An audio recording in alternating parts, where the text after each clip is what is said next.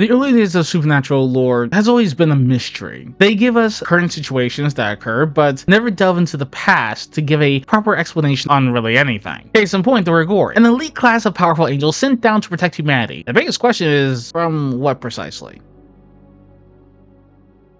In biblical lore, the Grigori are an actual thing, as they appear in the books of Daniel and Enoch. They were and are called the Watchers. These were a class of angels who are the archetypes for the guardian angels, the type that sit upon your shoulder and watch over you, being that little voice in the back of your head telling you right from wrong. This is the normal function of a Watcher. They do not interfere, and usually just relay information from God if needed and protect whenever necessary. They originate in a place known as the fifth layer of heaven, but it makes more sense that the Watchers might come from a section of virtues, angels known for controlling the elements, being the spirits of motion, and assisting in miracles, strengthening the faith of humans in God. But you see, the term Grigori is also found in the books of Enoch, which are considered apocryphal. We see the Grigori in the book of Enoch are actually given the best information on the subject. So in those books, there are basically two groups of Grigori: descendant watchers that were mentioned earlier, and then the first true fallen angels. You see, unlike Lucifer and the rebellious angels who fought in the civil war in heaven, only to be cast down into hell and become demons, the fallen Grigori are those who left heaven willingly. Kind of similar to Anna Milton, except rather than cut out their grace to become human, they retained their abilities. In total, there were about 200 of them, a tiny fraction of the amount of watchers and angels, to the point that it was almost pathetic. But they were driven by lust, a desire for the daughters of man, for human women. They taught humans many things, such as warfare, astrology, sorcery, and other techniques that corrupted and changed humans over time, utterly changed the development trajectory of the species, which is always a big no-no. What's worse is that the Grigori mated with the women, producing the Nephilim, who were savage giants that pillaged the earth and endangered the species. These Nephilim would become the first kings of humanity and were taught by their fathers to become mighty. It was for this reason that the flood occurred, which wiped them and the Grigori out of existence, as they were punished for their crimes and chained to the earth by the Archangel Raphael. Now, for supernatural lore, their origins are basically the same. They were formed thousands of years ago, and there were hundreds of them, and were among the first angels to walk on earth. This makes sense, given that Gadriel had been present to protect the Garden of Eden, making him likely the oldest. But unlike biblical lore, where they merely watched and acted as guardian angels, the Grigori were sent down to protect humanity specifically. However, they became corrupted by some unknown means, reaching a point that prompted the other angels to basically just wipe them the heck out. This suggests that this likely occurred after Chuck had already left heaven, and thus after the fall of humanity itself. But some Grigori managed to survive and began to feed on human souls, as they saw humans as beneath them.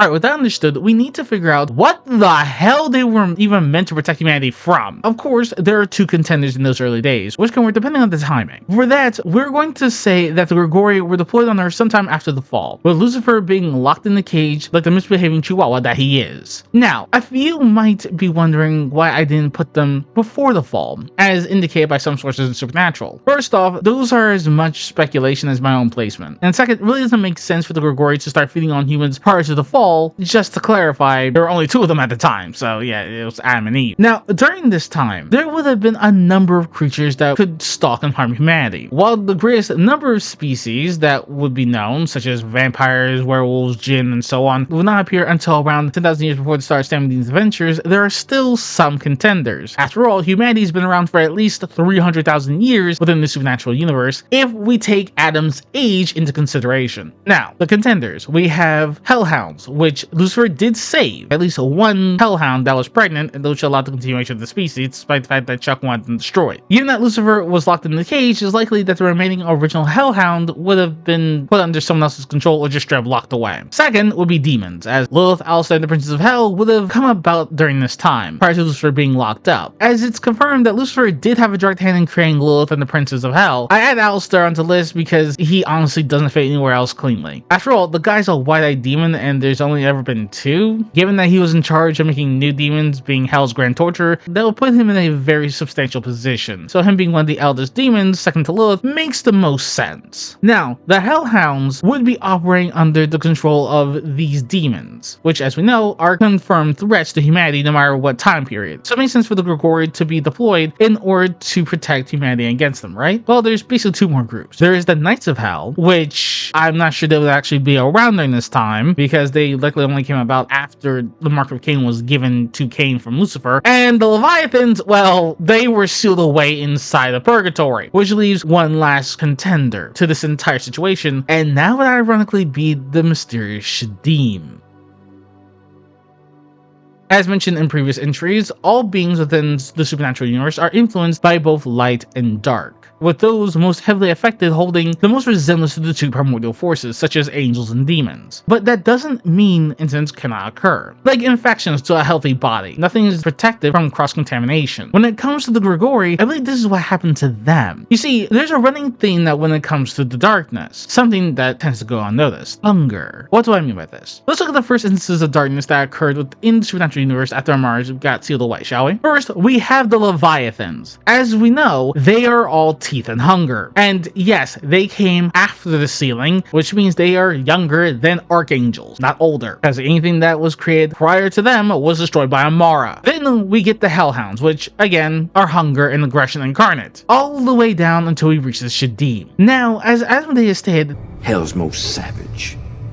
Things so dark and base, God himself would not allow them into the light. And John's journal described them as the darkness so great that they had to be placed in an inaccessible section of hell itself. I will see if there's anything in Jasper that's demony. Yeah, there is. According to Dad's journal, Jasper is home to its very own gate to hell. It gets better. Fantastic. According to legend, this particular gate leads to, quote, a place where unimaginable evil emanates from creatures too wicked for the pit to hold. But what does base mean in this situation? Well, technically it means animalistic, without reason, which would make them incredibly dangerous. But what does this have to do with the Grigori? Well, let's recap the situation, shall we? After Lucifer had been kicked out of heaven, but before the mark was given to Cain and his subsequent imprisonment for creating demons, Asmodeus attempted to summon the Shadim, but it was Lucifer who put them back. These are 2 points to know for this situation. There is just one thing though. That doesn't mean that between Asmodeus summoning the Shadim the first time and Lucifer sealing them away again happened within the same span of time. They weren't just prowling around the world or in hell together at the time. And since the Shadim are in an accessible part of hell, it's likely that they can only be accessed through a hell gate from Earth. What's likely happened is that Asmodeus raised the Shadim and they went wild for a bit. This drew in the Grigori to protect humanity from these creatures. After all, humans who have already lost Luth, Alistair, Ramiel, Azazel, Dagon, Asmodeus. That's basically 6 people from the gene pool already, and they couldn't afford to lose more during those early days. But during the conflict, the Grigori likely became infected by the darkness of the Shadim. It twisted just a small portion of their being. This will start to influence them to start feeding on human souls after the Shadim were sealed away. Of course, this wouldn't have started immediately, but instead a gradual shift as their pride grew. And this would explain why they'll even start feeding in the first place. After all, when you think of it, Grigori are high-tier angels. Their powers are imbued within them, so even cut off from heaven, they would still be strong. Yet as angels, they would have no sense of taste or anything that would make them want to devour something, except know that one Grigori finds souls as a delicacy. That in itself is strange without a sense of hunger. Why become dependent upon the souls of humans? Sure, they're little slices of heaven, but unless there's a purpose to it, why do it? And that's the key I think is there. I would not be surprised if all this started as a means to combat the darkness within them. After all, angels do have pride. They see themselves as above humanity and the rest of creation. And I mean, they aren't wrong. But at the same time, whenever an angel falls, as we've seen, it's due to an excessive amount of pride or turning away from heaven. And it seems to almost always be some outside influence. Lucifer, prideful, yes, but he was willing to follow Chuck's orders for billions of years until becoming jealous of humanity due to the mark corrupting him, amplifying his pride. Something that was already at an extreme level. Uriel, while not fallen, was extremely prideful as an angel who began to question heaven and wished to rebel due to the war for the seals. Castiel due to Sam and Dean's stubbornness to defy fate. Metatron trying to become God due to the trauma he suffered at the hands of Naomi and wanting his revenge for being run out of heaven for millennia. Anna fell because of disillusionment at the silent nature of heaven after being in charge of the garrison on Earth for millennia, seeing emotion and life that was so close that she couldn't have. So with all these these examples, why would the Grigori be the only ones who fall so much further, and yet it wasn't due to an outside influence? The answer is that they wouldn't be, because they were also influenced from the outside, and because of this, they likely sought a way to cure themselves of the corruption. Chuck at this point had already left, as established earlier, because it specifically stated that the other angels killed the Grigori for being abominations. But why feed on human soul? What makes them so special? Well, what did Tamriel say about them? They're little slices of heaven, a place of pure light that might banish the darkness from within them, but to reveal that they had been corrupted would likely have caused them to be eradicated all the faster. Thus, they did it in secret, using closer sources of heaven that were available. At first, this process would have been gradual, a small portion here and there, and it would start to feel like themselves again. But they could never completely purge it, so the darkness would creep in again, and they would need to feed on more souls to keep it at bay. Unfortunately, this would swiftly create a cycle, which saw them become parasites and abominations, hunted down by their brethren. This would lead them to become what they are today, turning into a disgusting necessity, into gourmet revulsion they thrive in. Of course, this is all speculation, and how could it not be? Supernatural never gave us information on the Grigori or the Shadim, not anything specific, to be fair. Given the timeline, it's possible that they could have interacted. After all, humanity needed some form of protection from something, and the regular threats that we know about didn't exist at the time or were sealed away. So there had to be something, and connecting the dots is all we could really do at this point. But what do you think? Let me know your thoughts, and see you all next time.